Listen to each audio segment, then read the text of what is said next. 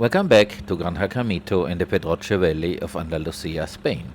We are modifying the greywater pond to add more plants to it.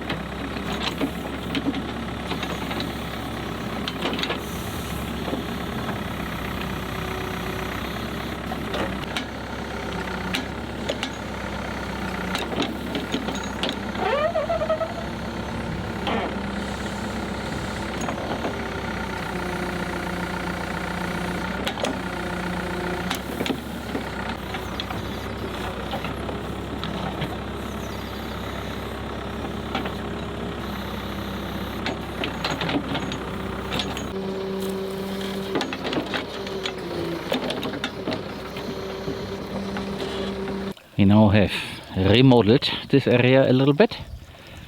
So this berm used to be a lot higher. We made it a little bit wider and lower, and also extended it a little bit towards the camera so that we can plant something there in the next step. But as we are getting close to Friday 3 o'clock, this will now sit there until Tuesday, because Monday is a holiday. But there will be rain, so that's not so bad. And as you can see, vetiver has also been planted all around. So around this edge here, and there's also more in that corner, so that this can now purify the grey water, because every time we wash clothes or take a shower, that is the influx for this little pond here. And you might also see that over there is an outflow that connects it to the trench that we used for the same purpose before, and that trench is full of vetiver. So this should make sure that the water that will then enter the wannabe food forest from here is clean.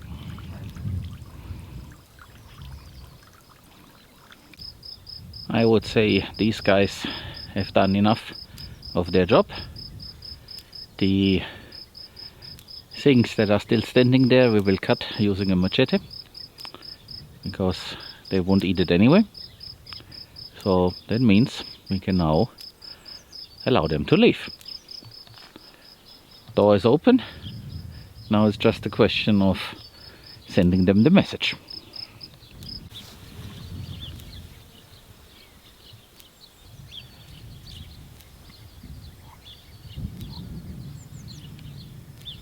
So that worked very well.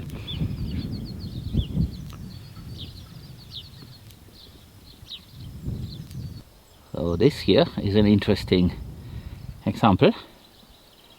I would think that this is the stem of a brassica or something similar. Definitely something stemmy. So we now know that they do eat this if given the opportunity or the incentive. As I mentioned in an earlier video, we are expecting the mules back, and we will till portions of this only there where plants have not established themselves. And we will also move this material here, because it's a bit hard to plow through this.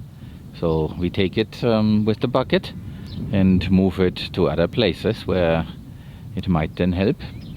And then we will seed the sunflowers and corn, but only in those areas where so far nothing of value to us has established itself.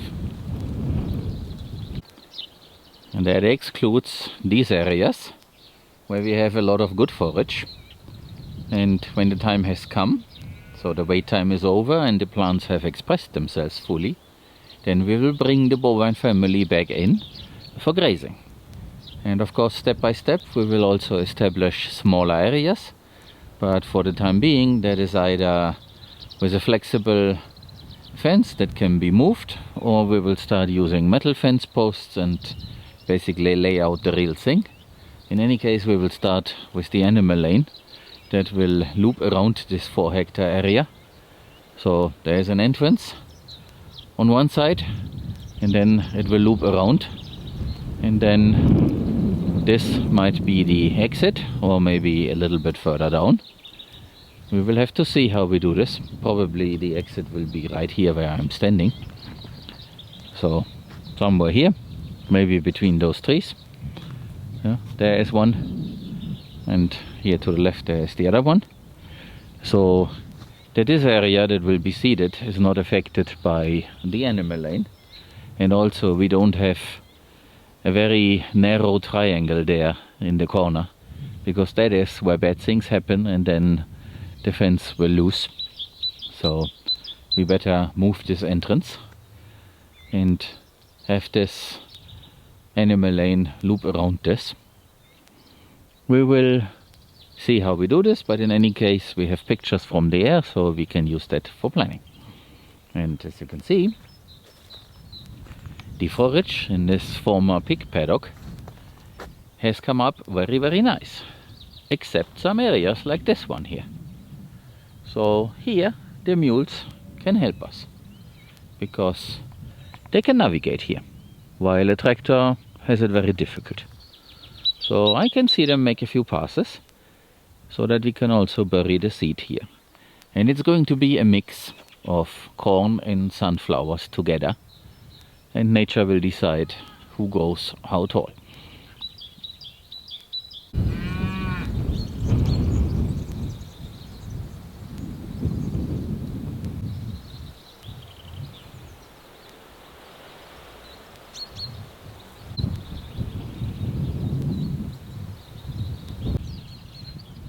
It appears that they don't want to leave. They are standing there at the entrance. They have been out there this morning to drink. It is Sunday, by the way, and we are now in the afternoon. And I expected them to have left later yesterday, but they didn't. So they like to stay there, and they expect something new. Well, the new part is that they have to eat straw, because no other paddock is available at the moment.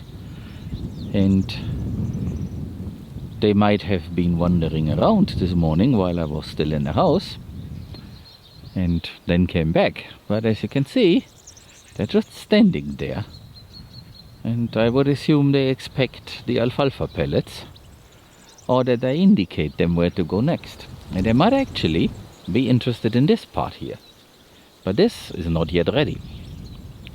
So I now need to go there and push them out. And then, sorry guys, it is compost making duty. Also, we are in full spring by now. But this is how it goes. The soil comes first, so that later on you guys have food. I just jumped the fence there, and I will go behind them so that I can push them out. They are so well lined up. So let's do this quickly. Jump the fence over there and then push them. Because here, there's definitely not a lot left. And as you can see here, it is already drying out.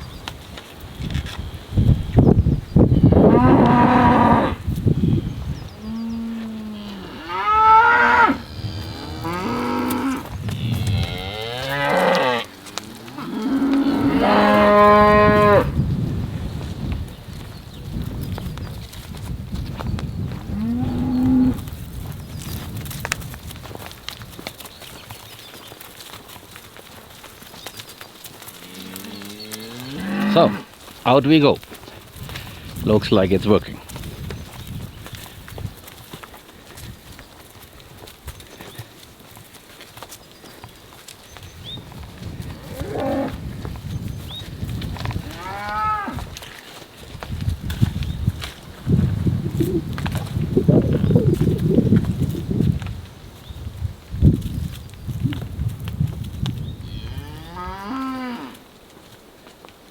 Once the first one understands and a few others follows, everybody else will then also follow. That's the herd instinct, and you can see it here at work.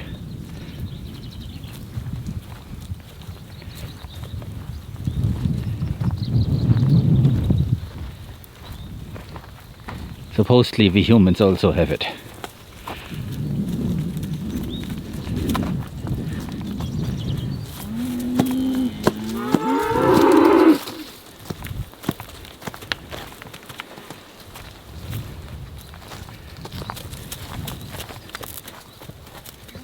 Here and there is always the one who doesn't understand.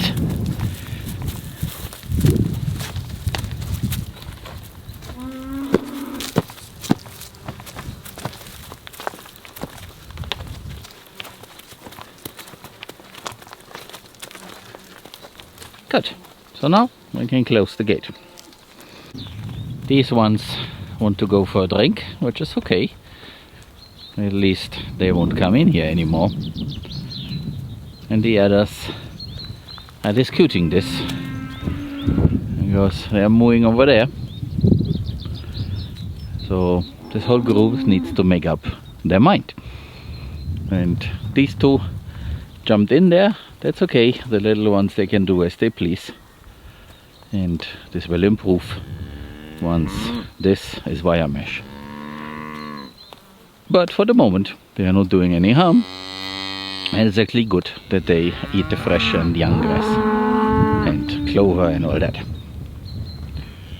So now looks like the thirsty ones won. And now everybody will follow them. They might change their mind down there.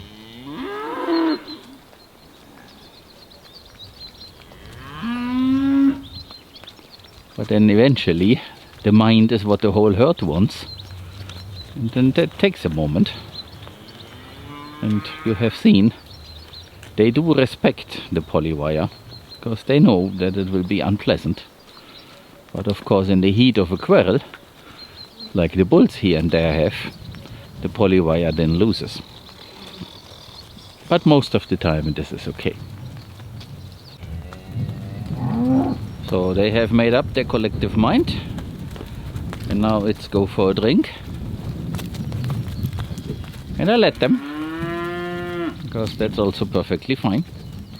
It is important that they're not here anymore, because this definitely was at the point of overgrazing, because nobody pushed them out and they didn't want to go. So here and there pushing out is important, despite the lazy method of opening and closing gates. If this gate here would have been open, of course they would have been in this paddock now. But this is not yet available, except for the young ones.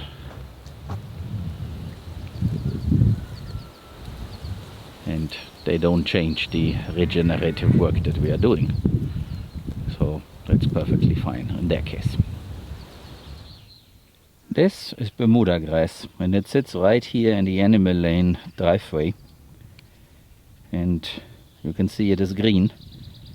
So the temperature is now right for this to continue growing. And we will see when the actual summer is there, how much of that we have all over the place. That will be very interesting.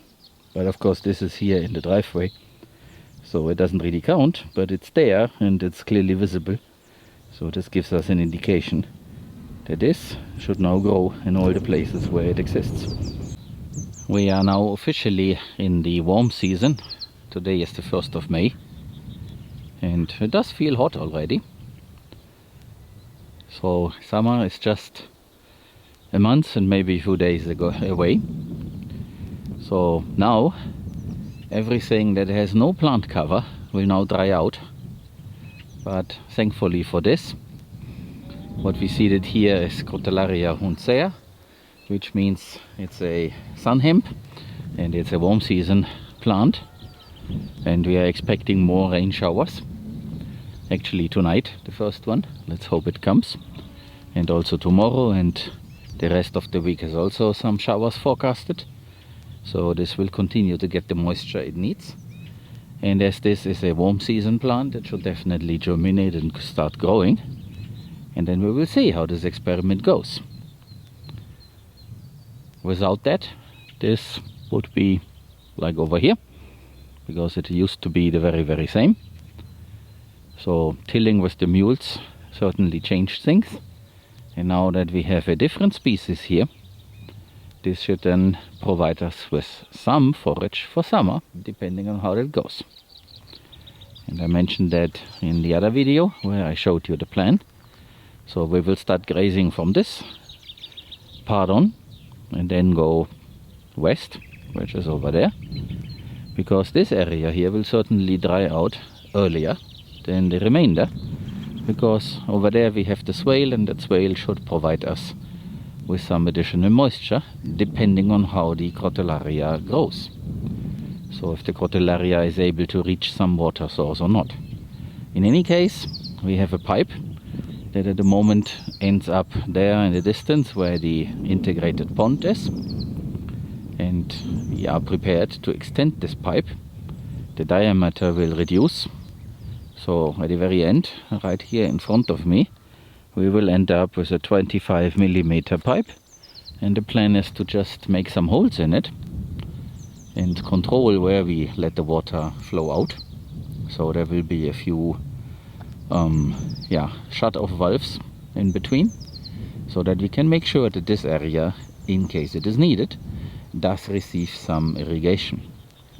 We cannot use a cannon and spray the water over all this surface, because we have not enough water pressure, but we can do something, and at least some of the plants we will be able to keep alive, I believe. We will see. And in any case, we can invent something when there's an emergency. And you might wonder what happens after the grazing. Well, that is something we will have to think about when we get there. But I would assume that the cold season grasses, those here, they will not emerge until the first rain comes. And the first rain usually comes at the beginning of September. So until then, this area might be used again for bale feeding in some sort. And when the rain comes, then the natural grasses, the seed bank that we have in here, certainly the same way as in CT1 down there, will then open, and those natural plants will emerge the same way they have down there, because it's pretty much the same place. So that is the speculation, and it is also the reason why we seemingly establishing a monoculture. No, we are not. We are counting on the seed bank, because the encouragement that the plants gave us, that miracle of CT1 down there. So hopefully this is not wrong, and if it does not work as expected, well, then we bring in the pigs that we will have at that point, then let them uproot and have this divided into 6 to 8 smaller areas, and then we seed what is missing. So there is absolutely no loss if this experiment fails at the very end. I'm pretty sure we will have some of the Crotalaria as forage, and every time we learn something. So I don't see any problem with that, and it's not an intention to establish a monoculture, and the Crotalaria might be a thing here and there or in between, So we will learn about that. And in general, I can say that so far we have learned about animals. We don't know much about plants. So I guess we are now entering a different phase and learn more about plants and actual agriculture. It's a very interesting learning experience. And I will now take you over there to agriculture, meaning the green manure and the Paulownia trees. This area here above the tilt area does look nicer. I think it has not been like that the last time. But of course we have added straw and manure, so this changes things. But it's not in the same state as CT1 is. So this uprooting in CT1 definitely changed things for the better. You might remember that I talked about this practice that people around here use to replace the grasses every 5 years by tilling and reseeding. Well, I start to believe that maybe that's not totally wrong. Maybe that is what needs to happen. But I would think better with pigs instead of with a tractor. So something to think about.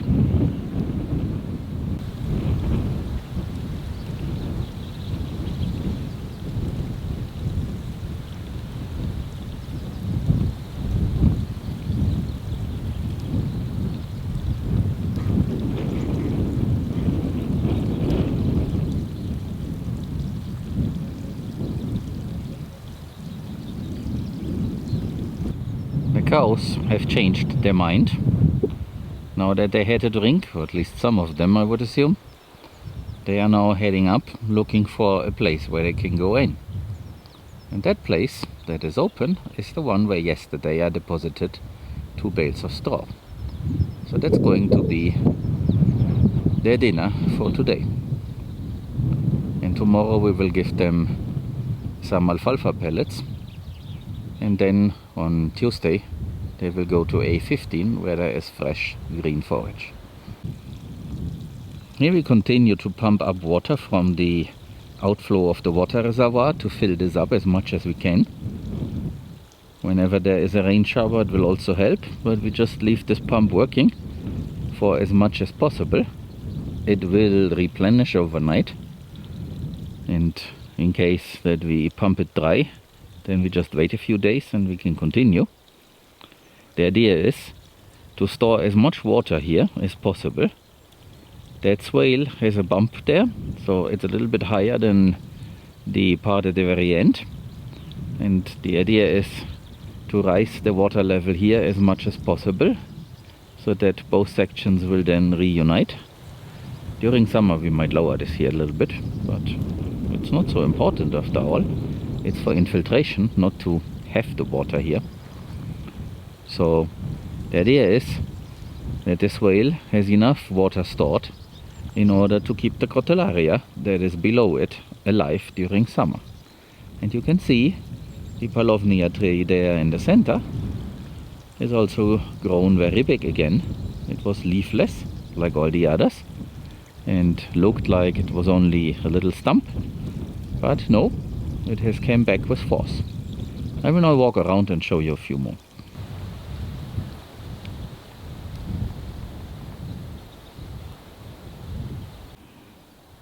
The swale is also full of tadpoles, so we do have a lot of amphibian life. I hope that the rain showers will last long enough to keep many of them alive and to turn into frogs or toads or whatever they are, so that we have more of that, because it's part of an ecosystem and there's always someone who also needs them as food. It is pretty windy, by the way, so here and there I have to wait for a while until I can risk speaking.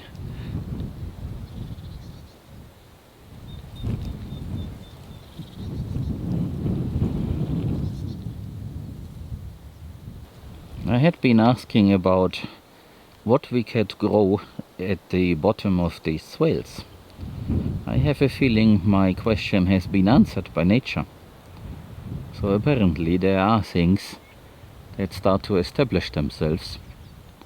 And I would assume they will cover this for a while over summer, and then when real rain comes and it gets inundated and flooded, then they might die off but come back when it dries out. So while there is moisture, someone apparently takes advantage of this niche. And I would think that is how it's supposed to be. So these are the Paulownia trees that I showed you a few times already, because they are at the very end of the swale. So you see, here the swale ends. And look how they came back. Like nothing had happened. And we had at least one cow in here, and that cow was scratching herself on the branches, and of course they broke off. But it seems that these trees actually don't mind. Even the little one here is also making his comeback. So there's absolutely no damage to this experiment here. It just works. And there's a lot of green manure that the guys seeded here a little while ago. And this is all coming out, together with the things that the wind blew in, or that were already in the dirt that came out of the swale. This one here used to be the one where the damage was pretty visible.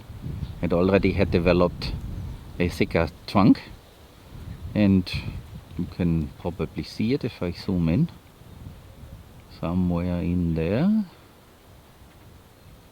It's pretty difficult because there are so much leaves now around, so can't really see it. But look how it came back.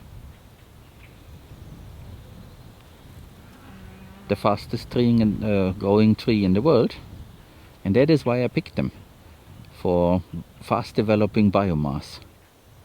And here they are developing very well, because this area is protected. So all the oak trees, they help to keep the cold and strong wind away. And it is also a south-facing slope. So I am now inclined to order, for the end of the month, 80 additional Paulownia trees to put them at the berm of that swale down there. There we have the broad beans, and we can certainly add a few more trees at the bottom of that swale in the process of seeding all the other things that we want to put there now. So they may then grow over summer. They definitely get water the same way as these are. And the one tree that is forming our control group, let me show you that. So here it is, and as you can see, it is smaller, but it's alive. So apparently this works well without irrigation. So that is the point of this experiment, and the message seems to be pretty clear. And down there we might simply add a lot of those, the same way as we did here at the bottom of the swale as the first phase, and the second phase will then be to plant vetiver, so that going forward, when we do something productive on the berm, we can have enough material to mulch. And by the way, they have found their way up, and soon they will have reached the sacrifice paddock, where we have a lot of straw, so that they turn this into soil, because up there, that is where I want to build a house and have a garden. It's because of the view, that is why it's on top. And the idea is to create deeper soil by just using them and a lot of straw that they can eat and straw that is already spent, to make soil. So here we have the ones that sit on the berm of the integrated pond. Those were the ones that were the biggest ones, and again they are. So this is how a Paulownia tree is supposed to look like. I'm very happy with that side. And by the end of the year, they should be a lot taller. So maybe that tall, basically to the edge of the image. This is the one that suffered most, because here that cow rubbed herself, and now I decided to grow several branches, which is perfectly fine, because we are not expecting them to produce straight lumber. This is for biomass, meaning the leaves, and if there is use for lumber at the very end, and I'm assuming that there will be, then that's a plus. But for the time being, it's for biomass in form of the leaves and shade, so that we can begin growing something of value to us humans here on the berm of that swale. So we continue making soil by using this method. They did not exactly as expected. Instead they jump this little piece of string with a bag and went here, but it's all closed, so they are turning back.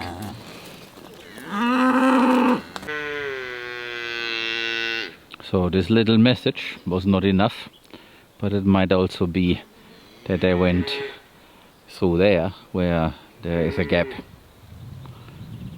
But then this was an experiment to see how it goes. And they cannot go anywhere there. And the little ones, most of them, went in there where they're supposed to be, so that worked. They're calling their mamas, and their mamas, they take a bite there where it's possible, along the future road or driveway, what you want to call that, and they will now go in there, I believe. There's a lot of communication going on.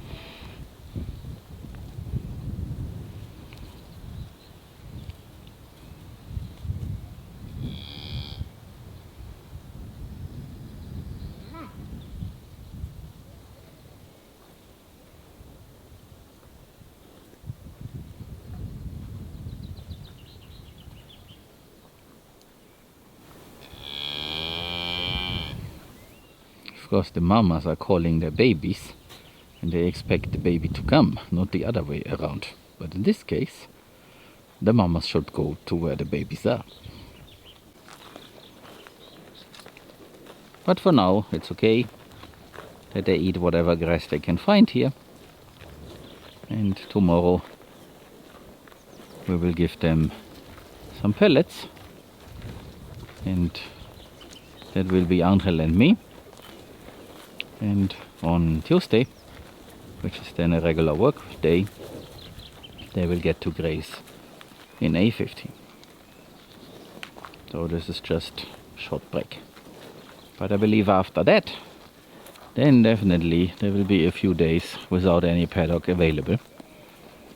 Because we now try to manage these paddocks very strictly.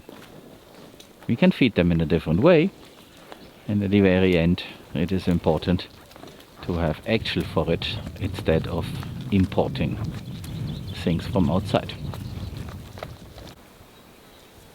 That was it for today. I hope you enjoyed this update. Please come back in a few days when I can show you how this continues and how the rye and the trenches look like.